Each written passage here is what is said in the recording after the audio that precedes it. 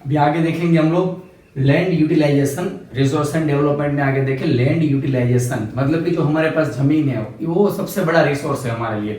95% things of our life, 95% material of our life, ये सारी की सारी जीवन जरूरी जो चीजें हैं जीवन के लिए, ये सारी की सारी हमारे जमीन से ही हम लोग निकाल सकते हैं। इट मीन्स एग्रीकल्चर के जरिए, या तो कोई पीजन से किसान है वो रखते हैं, जो जानवर रखते हैं वो एनिमल प्रोडक्ट, मतलब कि अल्टीमेटली लैंड हमारे लिए बहुत बड़ा रिसोर्स है।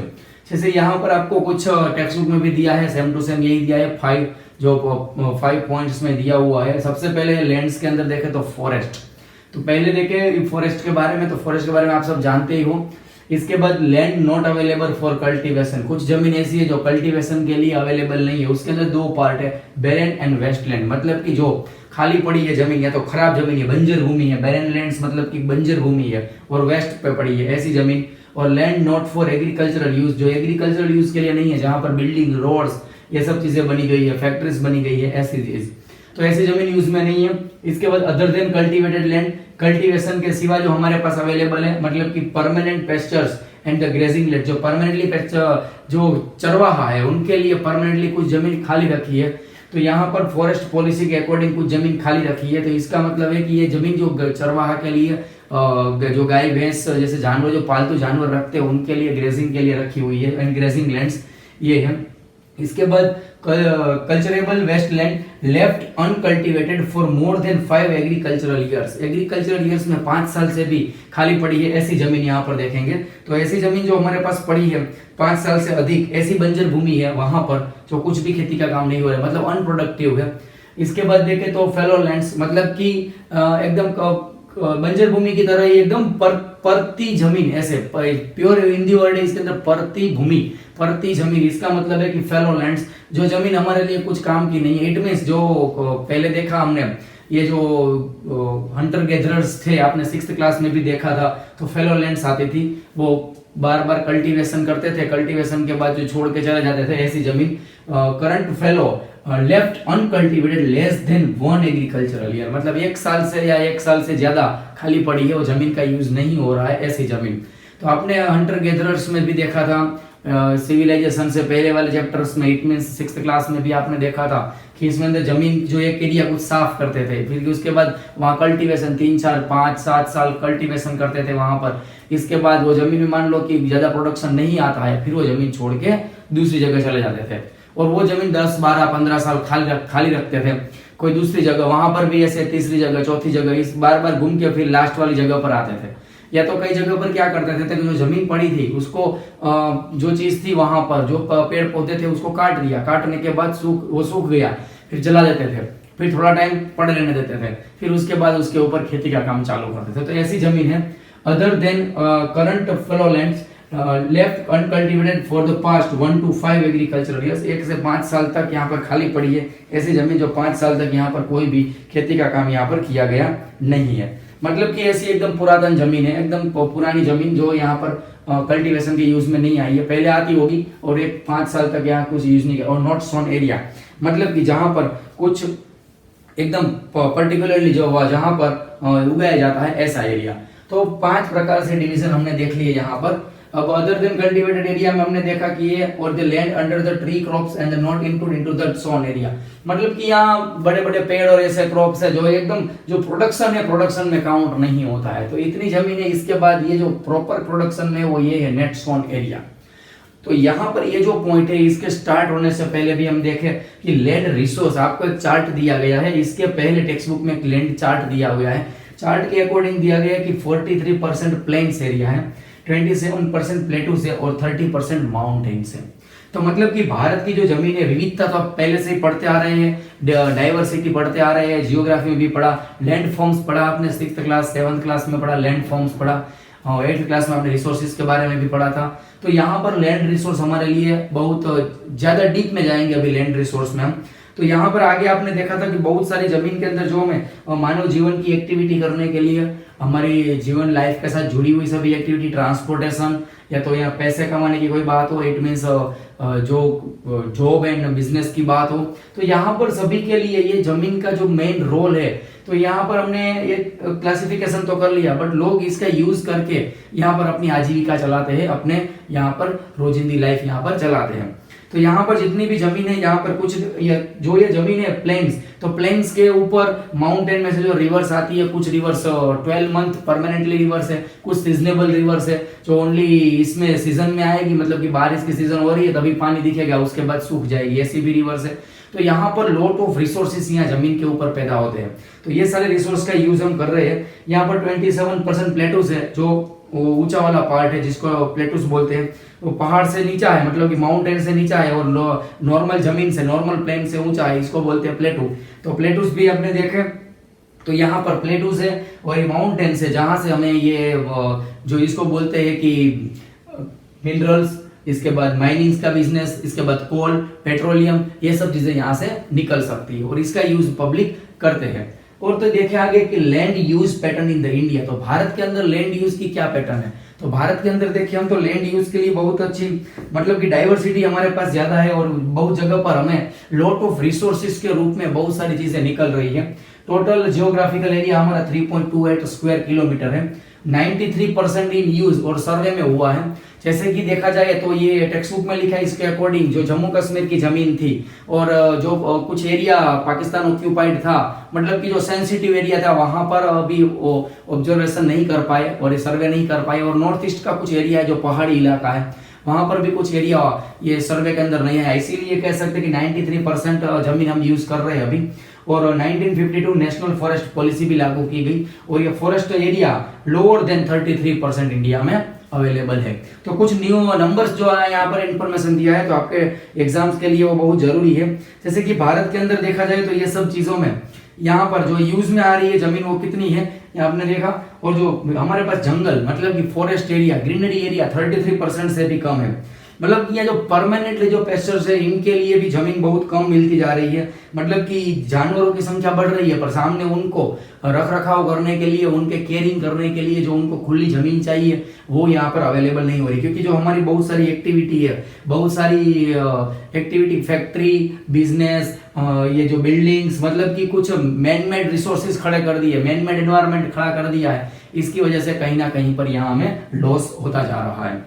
फिर आगे देखें कि कुछ जमीन ऐसी है कि जो बार बार बीज बो दिया है, इसके बाद साल में 3-4 प्रोडक्शन ले सकते हैं, चलो मान लो अच्छी जमीन है, और कुछ जमीन ऐसी है कि जहां पर कुछ भी होता नहीं है, तो खुली छोड़ दिया है, एकदम खाली छोड़ दिया है, तो ऐसी जमीन का कोई यूज नहीं होता है। तो मतलब कि ये टोटली हमारे लिए नेट स्टोन एरिया में नहीं आती है ऐसी जमीन जो खुली छोड़ दी है। मान लो वहां पर नेचुरली बारिश की मौसम में कुछ उगता है तो ठीक है, वरना ऐसी बंजर भूमि की तरह पड़ी है, या तो फेलोलैंड्स है, तो ऐसी, और बैरन्स है, या वेस्टलैंड है, ऐसी जमीन है जो जहां पर कुछ यूज नहीं है। जैसे कि आप देखें तो हरियाणा और पंजाब के अंदर 80% एग्रीकल्चरल का एक्टिविटी होता है। उसके सामने देखा जाए तो 7 सिस्टर्स जो नॉर्थ ईस्ट के स्टेट्स है, अरुणाचल प्रदेश और मिजोरम, मणिपुर, अंडमान निकोबार, जहां पर 10% से भी कम एरिया है जहां कल्टीवेशन होता है। राजस्थान है तो वहां पर लॉट ऑफ एरिया रेगिस्तान है, तो वहां पर भी कल्टीवेशन नहीं हो सकता है। जैसे गुजरात की बात करें तो 60%, 70%, 80% चलो हो सकता है। कुछ एरिया है, कच्छ का रेगिस्तान है, तो वहां पर भी कुछ नहीं हो सकता है। तो उस तरह से देखा जाए तो जो बहुत सारे एरिया में, जो बड़े कुछ एरिया में जमीन अच्छी है तो वहां पर अच्छी तरह से प्रोडक्शन ले सकते हैं, मतलब अनइवन डिस्ट्रीब्यूशन है। तो ओवरऑल देखा जाए तो जो फॉरेस्ट है वो कम होते जा रहे हैं। जैसे यहाँ पर यह 1952 में जो पॉलिसी बनी थी, मतलब नेशनल फॉरेस्ट पॉलिसी के अकॉर्डिंग, तो 33% से भी कम हमारे पास फॉरेस्ट बचे हुए हैं। इसीलिए सरकार कोशिश कर रही है कि ज्यादा से ज्यादा पेड़ लगाओ। हर जुलाई महीने में बारिश की मौसम स्टार्ट होते ही पेड़ लगाओ अभियान चालू होता है, तो सभी को पेड़ लगाना चाहिए। मतलब कि जमीन को बचाने के लिए भी यहाँ पर, मतलब कि इरोजन बोलते हैं, इसको भी कम करने के लिए भी पेड़ लगाने चाहिए। जैसे देखिए कि लाखों लोग ये पेड़ पौधे की प्रोडक्ट्स के ऊपर, किसान के खेती के काम के ऊपर डिपेंडेंट होते हैं। मतलब कि लाखों लोगों की रोजी रोटी ये लैंड के साथ जुड़ी हुई है, मतलब कि जमीन के साथ जुड़े हुए लोग हैं, और जमीन के साथ बहुत सारे लोगों की रोजी रोटी जिंदगी जुड़ी हुई है, और वहां से वो लोग अपना जिंदगी का रोज का काम चलाते हैं। जैसे देखा जाए तो बहुत सारी पहाड़ी चट्टानें, सूखा स्थल, उसके बाद ये जो रेगिस्तान है, मतलब कि खाली जमीन पड़ी, वहां पर भी खाली जमीन पड़ी है। कुछ जगह ऐसी है कि जहां पर ये मान लो कि हमने ह्यूमन रिसोर्स अवेलेबल कर दिया, मतलब ह्यूमन मेड मटेरियल्स अवेलेबल कर दिया, मतलब कि ट्रेन, सिटी बड़े बड़े हो गए, बिल्डिंग, फैक्ट्री, तो ये जमीन भी नेट सोन एरिया में नहीं आएगी, क्योंकि वहां पर हम कुछ प्रोडक्शन नहीं कर सकते। और उसके आसपास के एरिया में भी पॉल्यूशन की वजह से इतना नुकसान हो जाता है कि वहां पर भी हम लोग प्रोडक्शन नहीं कर सकते। इट मीन्स ग्रेजिंग का काम हो या तो कोई क्रॉप्स का काम हो, कल्टीवेशन हो, वहां पर हो नहीं सकता है। इसीलिए यहाँ पर देखा जाए तो ये हमारी सोसाइटी और एनवायरमेंट के लिए एक बहुत सीरियस प्रॉब्लम यहाँ पर आ सकती है। Land degradation and conservation measures, it means कि जमीन के ऊपर जो नुकसान हो रहा है, डिग्रेडेशन एंड उसको बचाने के लिए, कंजर्वेशन के लिए क्या करना चाहिए हमें। तो यहाँ पर सबसे पहले देखें कि 95% of human needs like a रोटी, कपड़ा और मकान, मीन्स कि फूड, शेल्टर एंड क्लॉथ, ये सभी चीजें हमें जमीन से ही उपलब्ध है, यहाँ से ही, जमीन से ही मिलता है, हमें लैंड के जरिए ही हम इसको फुलफिल कर पाते हैं। तो यहाँ पर ये हमारी नीड्स, यहाँ पर मैंने आगे भी बात की आपको कि यहाँ पर लोगों के लिए काम, क्योंकि भारत में बहुत सारे लोग, पहले खेती प्रधान देश था, हमारे एग्रीकल्चर के ऊपर ही डिपेंडेंट था। तो अभी थोड़े बहुत इंडस्ट्री आ गई, अभी लोग मतलब कि उसके दूसरे फील्ड में जुड़ते गए हैं और बहुत ज्यादा भी डेवलपमेंट हुआ है। बट ये नहीं कह सकते कि जमीन के साथ जो लगाव है, जमीन के साथ जो भी बिजनेस के साथ जुड़े हुए हैं, इनके साथ जो जमीन के साथ जो एक्टिविटी के साथ जुड़े हुए हैं, चाहे फार्मिंग एक्टिविटी हो या दूसरी कोई एक्टिविटी हो, तो यहाँ पर ये 95% हमारी नीड्स जमीन के जरिए ही पूरी होती है।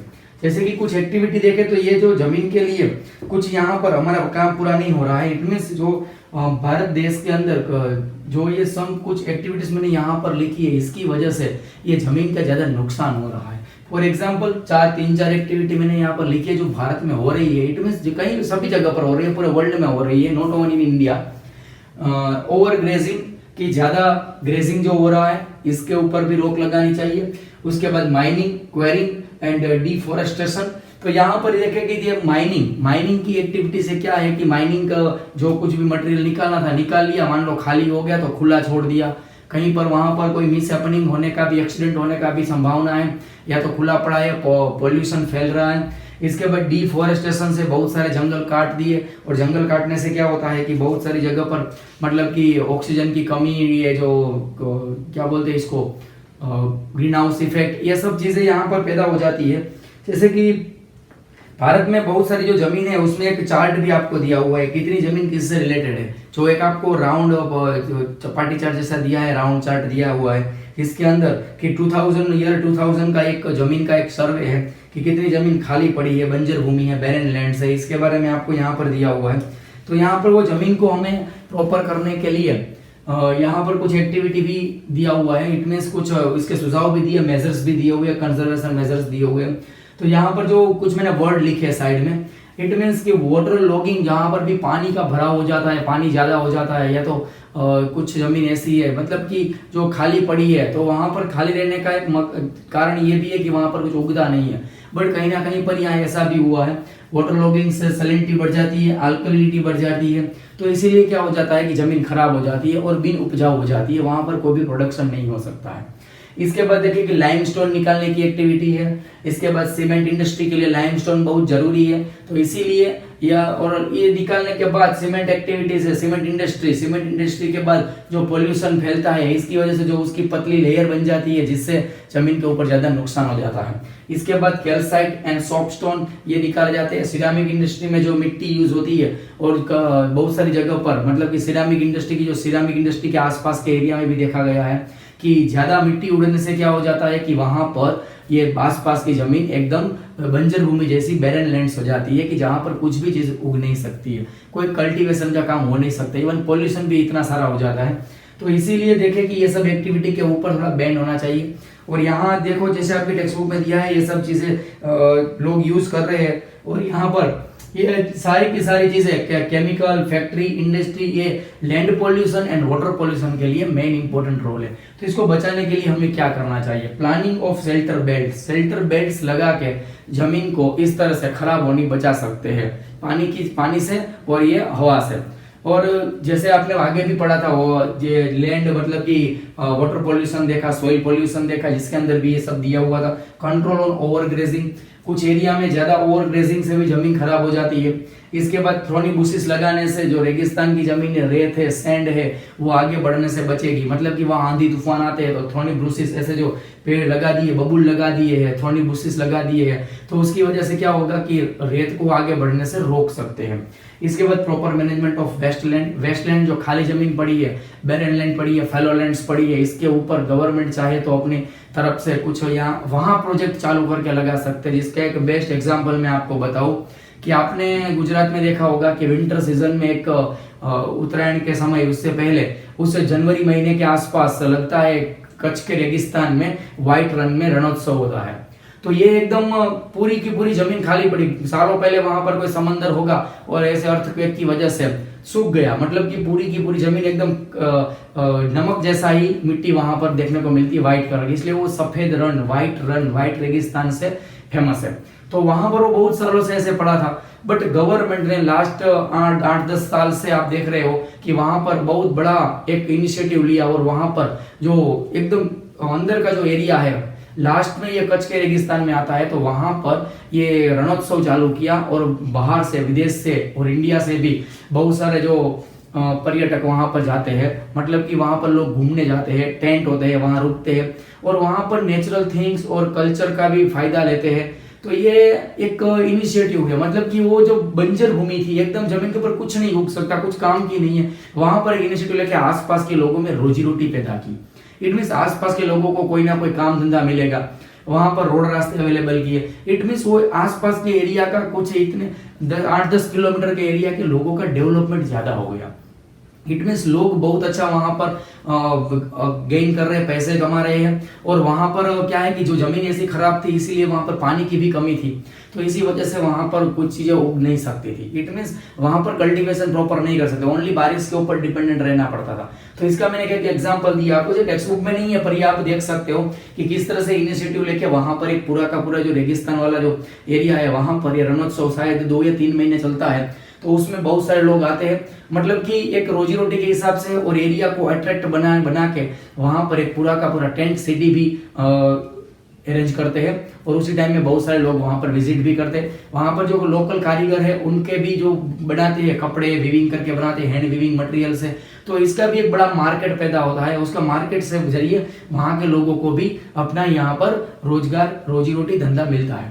इट मीन ऐसे भी कर सकते हैं। Control on the over management of the wasteland हमने देख लिया। इसके बाद control of the mining activity, mining activity के ऊपर कंट्रोल रखना चाहिए। और जो माइनिंग एक्टिविटी है विथ परमिशन और उसके कुछ रूल्स रेगुलेशन ज्यादा स्ट्रिक्ट करने की यहाँ पर मतलब की जरूरत है। मतलब कि यूज करने के बाद जो माइनिंग एक्टिविटी, कुछ माइंस बंद हो गई है, उसके बाद उनका क्या किया जाए और इसका क्या प्रॉपर यूज हो, इस तरह से यहाँ गवर्नमेंट को, मतलब कि यहाँ पर जो है वो पब्लिक को, सभी को यहाँ पर उसके लिए कोई स्टेप्स लेने चाहिए। इसके बाद केमिकल डिस्चार्ज एंड डिस्पोजल, बहुत बार देखा गया है ये कि कंपनी फैक्ट्री का जो मटेरियल है उसमें जो रॉ मटेरियल है या तो कोई मटेरियल बन जाने के बाद जो वेस्ट मटेरियल बचता है, केमिकल है, वो बहुत सारा पानी में बहा देते हैं, बड़ी बड़ी रिवर में या बड़े बड़े मतलब कि समुद्र में भी लगा देते हैं। तो उसी तरह से वहाँ बहुत सारा केमिकल रिएक्शन देखने को मिलता है और बहुत सारे एक्वाटिक लाइफ है, मतलब कि जो जलचर जीवन है, पानी के अंदर जो है सारा का सारा जीवन, उसमें भी इफेक्ट पहुंचती है। मतलब कि केमिकल इफेक्ट यहाँ पर देखने को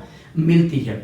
तो यहाँ पर हमने देखा कि लैंड डिग्रेडेशन कैसे होता है जमीन का। इसमें बाढ़ भी आ जाती है, बाढ़ की वजह से, बट ये नेचुरल कैलेमिटीज है, इससे ज्यादा नहीं होता जितना इंसान इसके अंदर इंटरफियर कर रहा है। इंसानों के इंटरफियर से ज्यादा यहाँ पर इफेक्ट होती है, नहीं कि जैसा कोई नेचुरली कैलेमिटीज की वजह से ज्यादा इफेक्ट यहाँ पर देखने को मिलती है। और इसके लिए जो मेन कुछ वर्ड्स थे जिसकी वजह से ज्यादा देख रहे हैं हम, ह्यूमन एक्टिविटी है जिससे ज्यादा यहाँ पर इफेक्ट देखने को मिलती है। और इसके बचने के लिए कंजर्वेशन मेजर्स क्या क्या है, बड़े बड़े पॉइंट्स है, 1 2 3 4 5 आपने देखे। ये एग्जाम के पर्पज से देखो तो ये कई बार एग्जाम में पूछा गया है, ये भी एग्जाम में है, तो एग्जाम के पर्पज से आपके लिए ये पॉइंट बहुत इंपॉर्टेंट है। Measures and digression and the conservation measures, इसको जो पैराग्राफ टेक्स्ट बुक में दिया है उसको भी पढ़ लीजिए और ये एग्जाम के लिए आपके लिए बहुत इंपॉर्टेंट है।